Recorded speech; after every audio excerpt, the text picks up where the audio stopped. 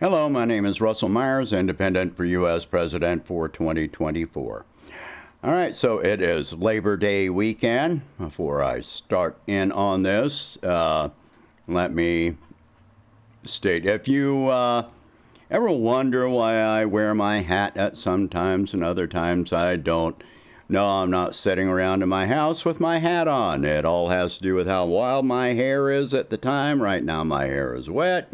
My hair is hard to handle in the best of times, but, you know. Anyway, so there is that answer in case you ever wonder about it. All right, so Labor Day in the U.S. is an extremely hypocritical holiday.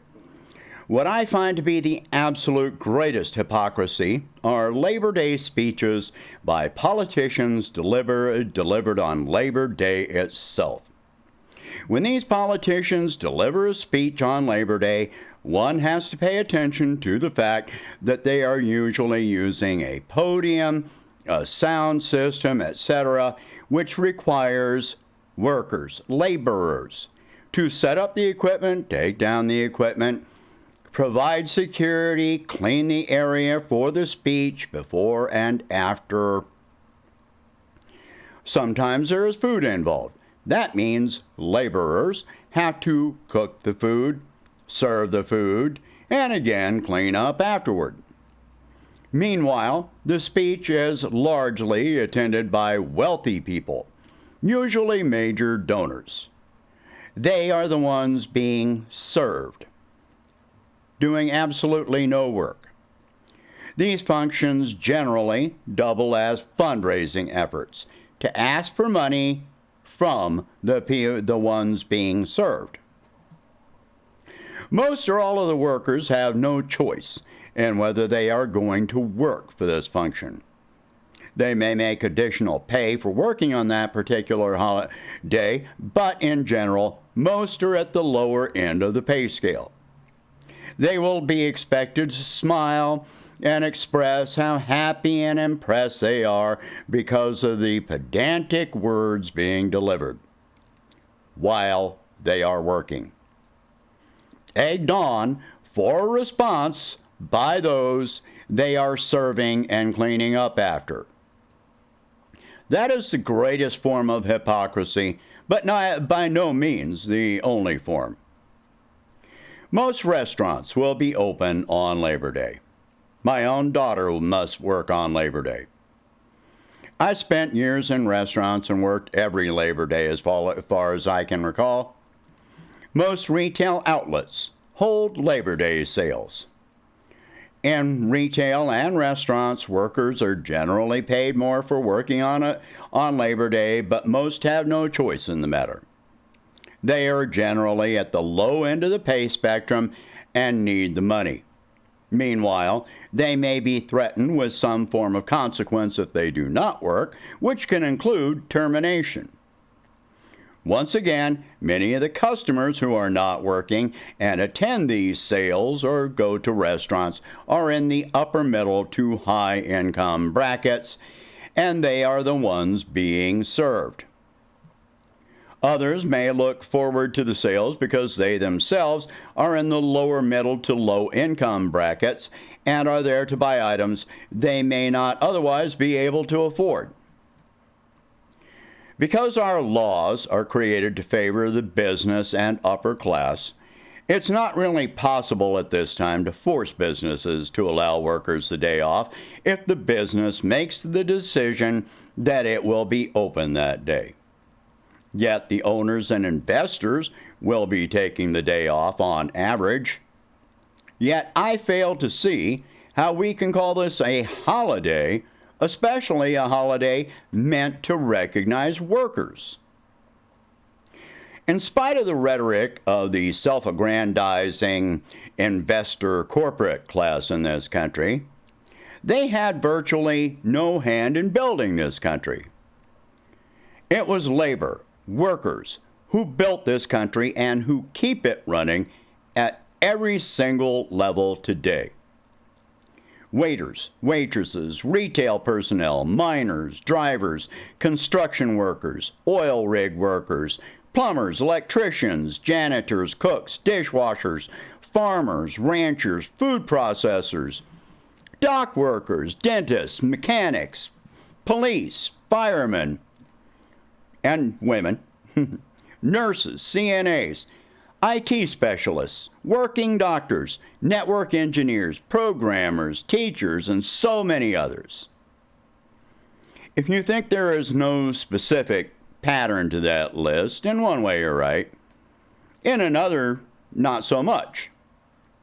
The fact is, no organization is necessary because there is a pattern here. That all of these are interdependent.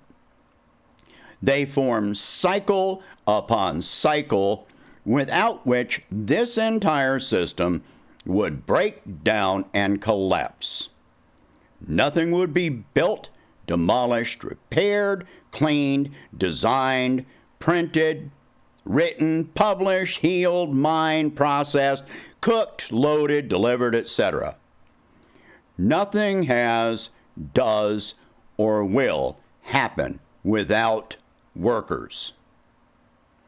Workers are not only the backbone essential to production being stated in the classical sense.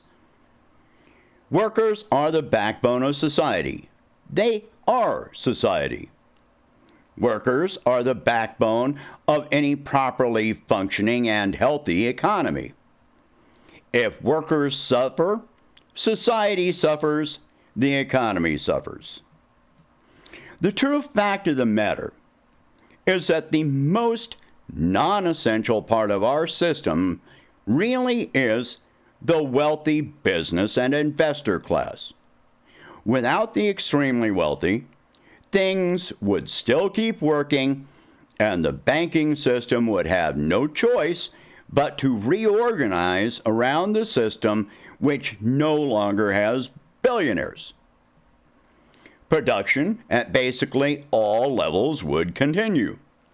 It may look different, but it would continue. Because a society would still have needs and demands. To put it simply, the extremely wealthy are optional for any society. Workers are not.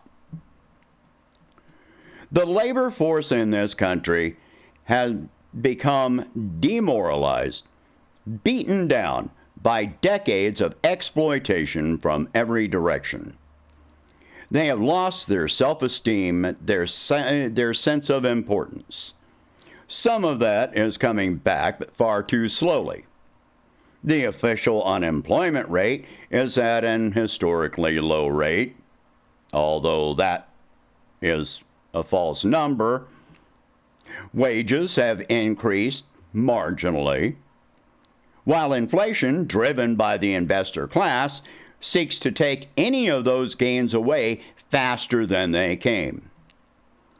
Just as has happened every time employment has increased in the past, now we see layoffs increasing. This is no coincidence. It is entirely intentional. It is an attempt to put the workers back in their place, serving the politicians and wealthy donors. The workers in this country deserve respect. Not just one day a year, but every day of every year. When I say respect, I do not mean, like so many other leaders, some flowery, empty rhetoric.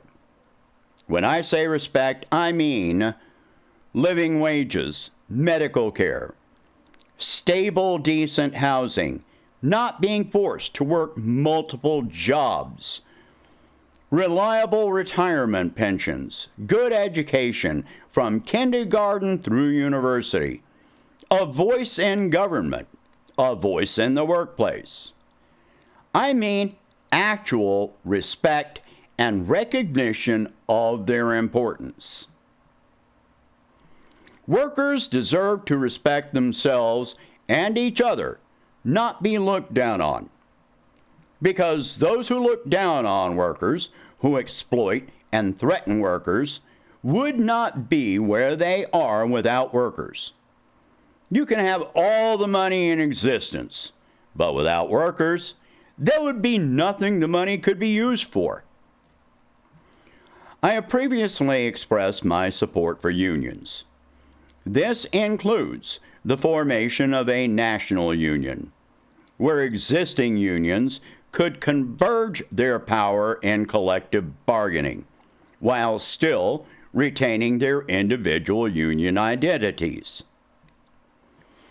It would go beyond that and include non-workers, each with an equal voice, because everyone in our society contributes to our society in some way. Will anyone say that stay-at-home parents do not perform labor? Do they not deserve a voice? This would be funded by the federal government, but crafted carefully in such a way that it would not be a means of government control over union members. Instead, it would be a means of giving more power back to the people of this country beyond a ballot booth, a means of negotiation for worker, civil, and human rights at the legislative level. To me, this is the highest form of respect that I can conceive of, and a means of acting toward showing it. If you can think of a better means, I would love to hear it. On Labor Day this year, our sitting president will be attending several functions, which means a lot of labor will go into those events. At least one of these events is being reported as a fundraiser. So that proves my earlier point. I am certain many other politicians will be engaged in similar functions. If I'm elected, I find it most likely that I would issue a Labor Day speech, maybe more than one. However, any public event would be conducted on the Friday evening before the weekend. It would not involve fundraising.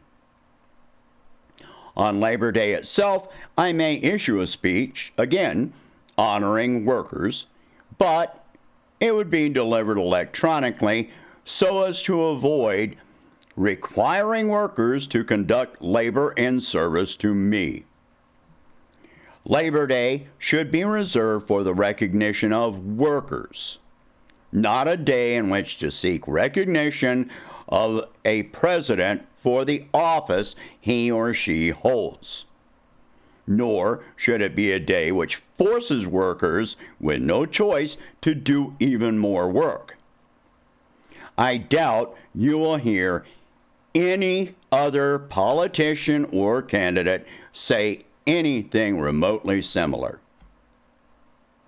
I hope everyone has a wonderful Labor Day. Please share this article or video. Help expand awareness of this campaign, because I do need your help. This is a true grassroots campaign. If you can afford it, please donate whatever you can to help expand awareness of this campaign. Thank you for watching or reading, and have a good Labor Day.